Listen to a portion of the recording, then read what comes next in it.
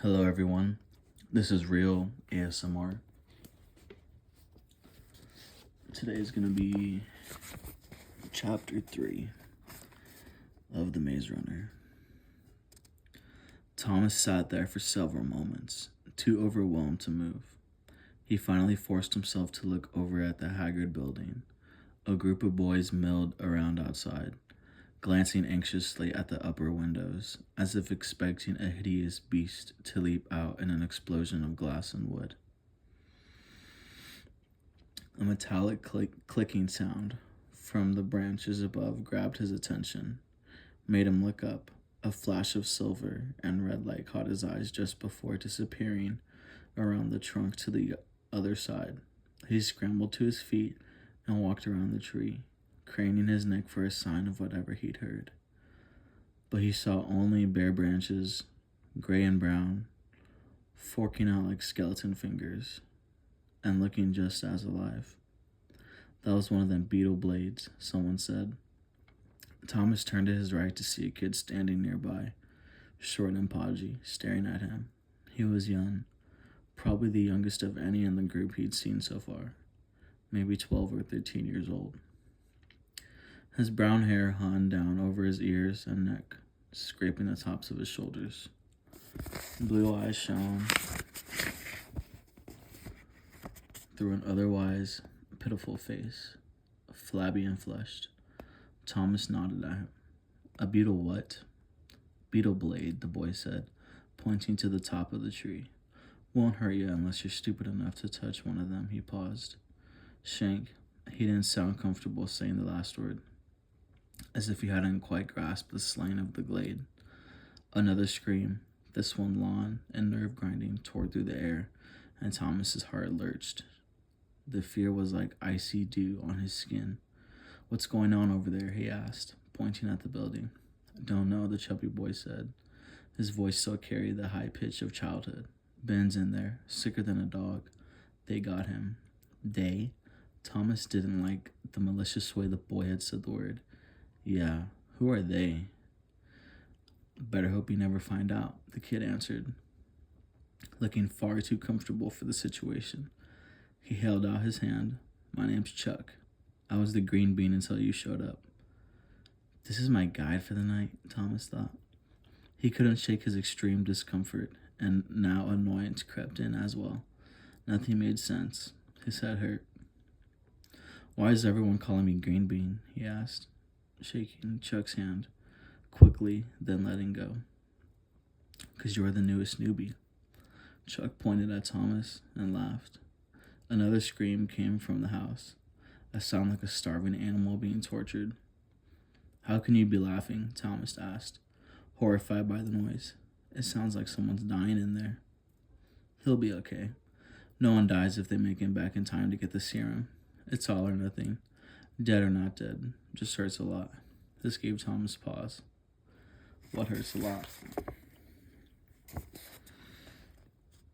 Chuck's eyes widened, as if he wasn't sure what to say. Getting stunned by the grievers. Grievers. Thomas was only getting more and more confused. Stunned, grievers. The words had a heavy weight of dread to them, and he suddenly wasn't so sure he wanted to know what Chuck was talking about. Chuck shrugged, then looked away, eyes rolling. Thomas sighed in frustration and leaned back against the tree. Looks like you barely know more than I do, he said, but he knew it wasn't true. His memory loss was strange. He mostly remembered the workings of the world, but emptied of specifics, faces, names, like a book completely intact, but missing one word in every dozen, making it miserable and confusing read. He didn't even know his own age. Chuck, how old do you think I am? The boy scanned him up and down. I'd say you're 16, and in case you were wondering, 1 meter 75, brown hair. Oh, an ugly as fried liver on a stick. He snorted a laugh. Thomas was so stunned he'd barely heard the last part. 16? He was 16. He felt much older than that. Are you serious? He paused, searching for words. How? He didn't even know what to ask. Don't worry. You'll be all wagged for a few days, but then you'll get used to this place. I have. We live here. This is it. Better than living in a pile of clunk. He squinted, maybe anticipating Thomas's question. Clunk's another word for poo. Poo makes a clunk when it falls in our pea pots. Thomas looked at Chuck, unable to believe he was having this conversation. That's nice, was all he could manage. He stood up and walked past Chuck towards the old building. Shack was a better word for the place. It looked 3 or 4 stories high and about to fall down at any minute. A crazy assortment of logs and boards and thick twine and windows seemingly thrown together at random, the massive ivy-strewn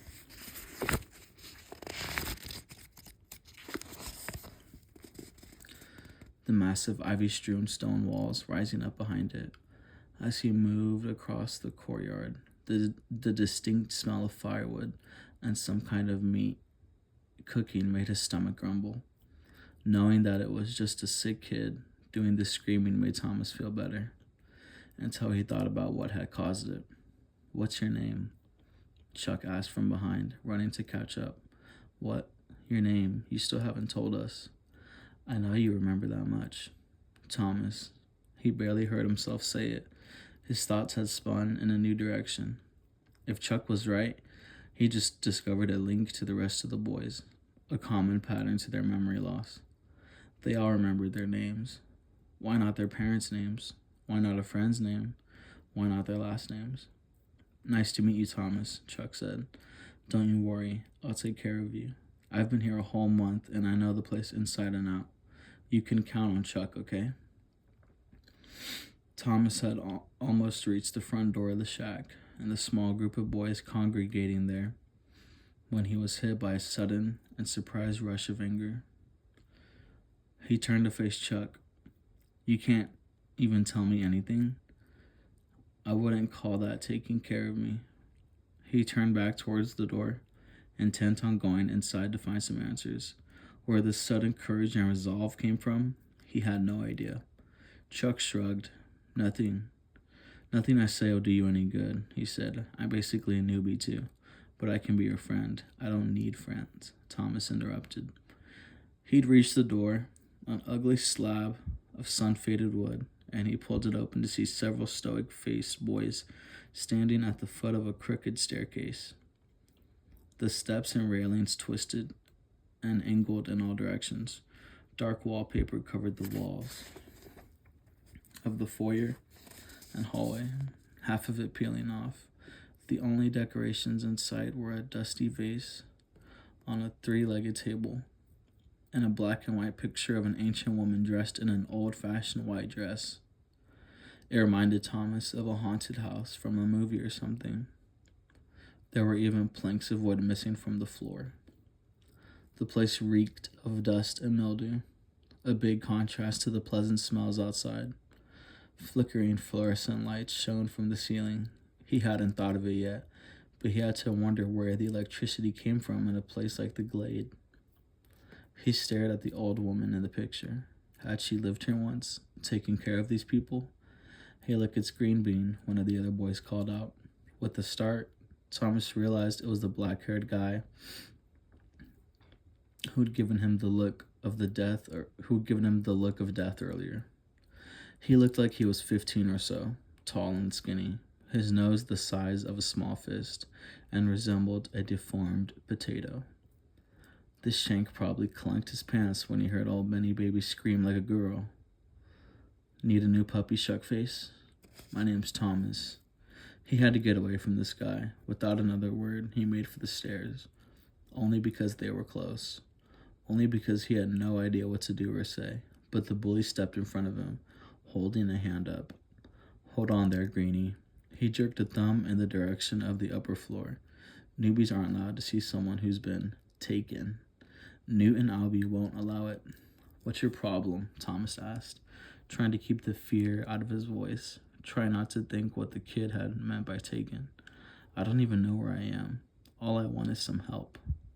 Listen to me, Green Bean. The boy wrinkled up his face, folded his arms.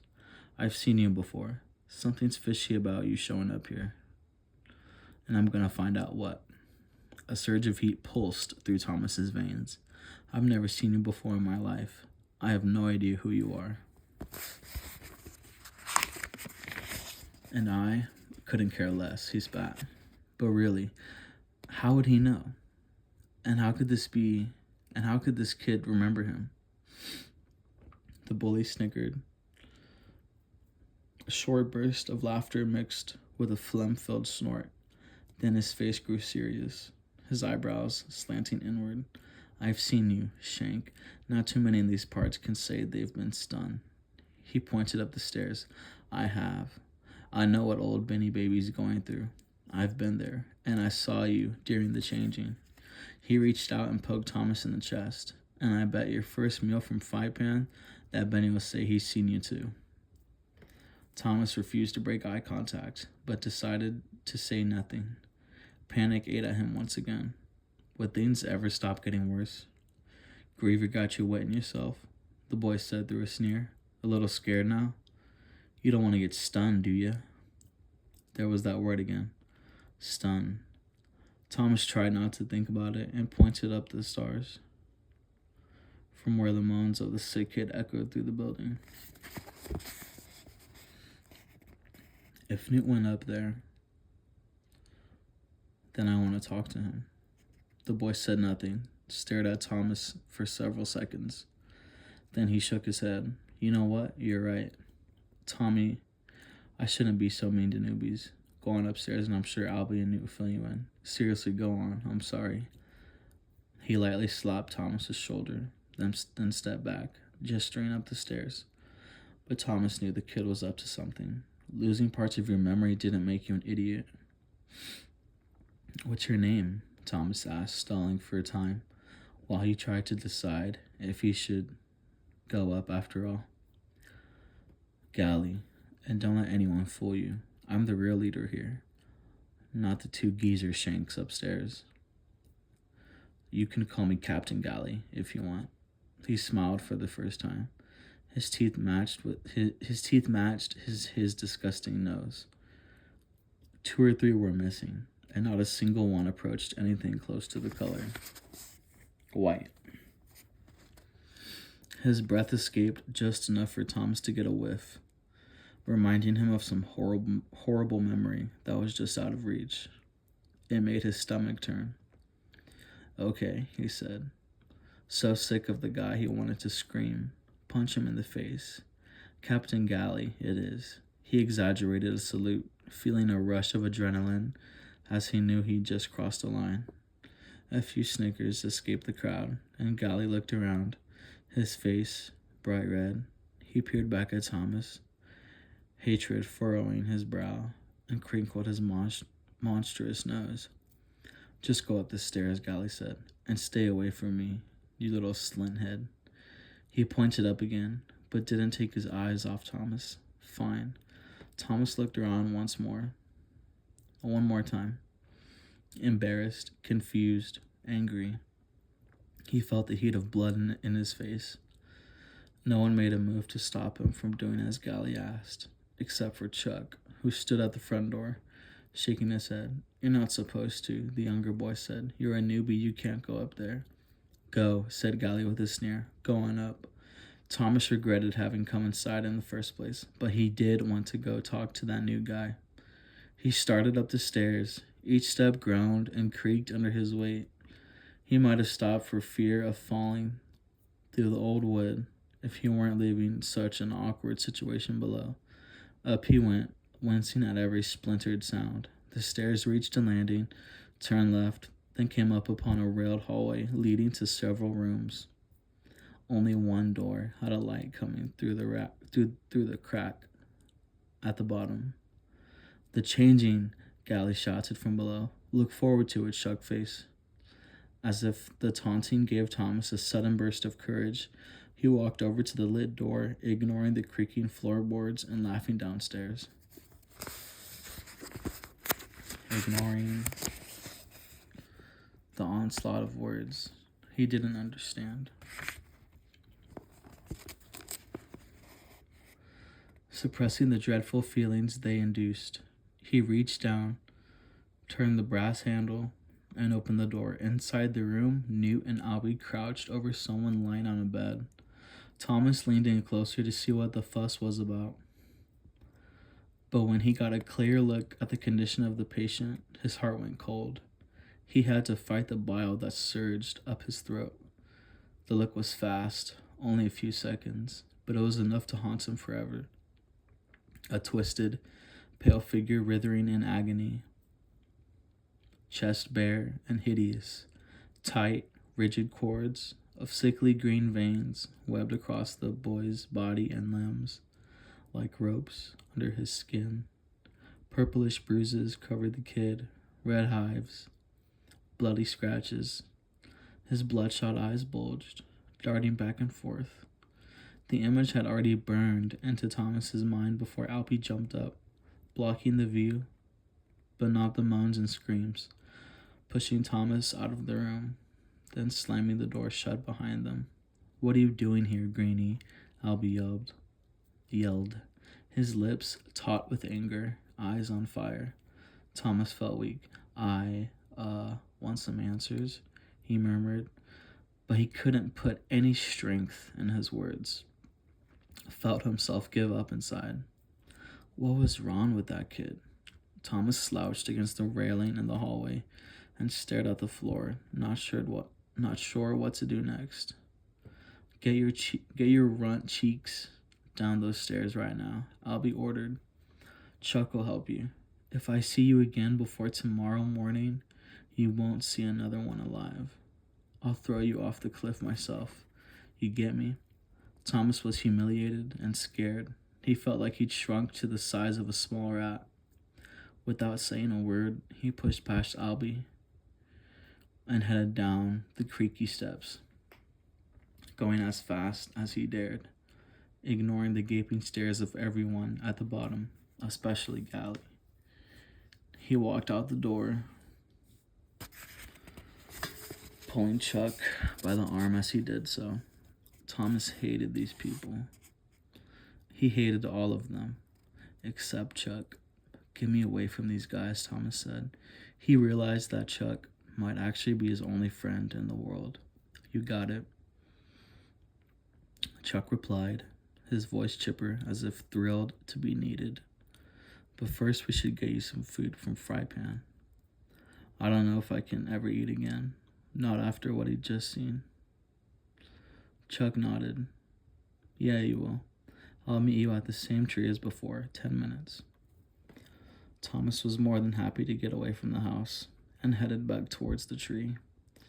He'd only known what it was like to be alive here for a short while, and he already wanted it to end. He wished for all the world he could remember something about his previous life. Anything. His mom, his dad, a friend, his school, a hobby, a girl. He blinked hard several times, trying to get the image of what he'd just seen in the shack out of his mind. The changing, Gally had called it. The changing. It wasn't cold, but Thomas shuddered once again. Alright, y'all. That was chapter 3. See y'all next time.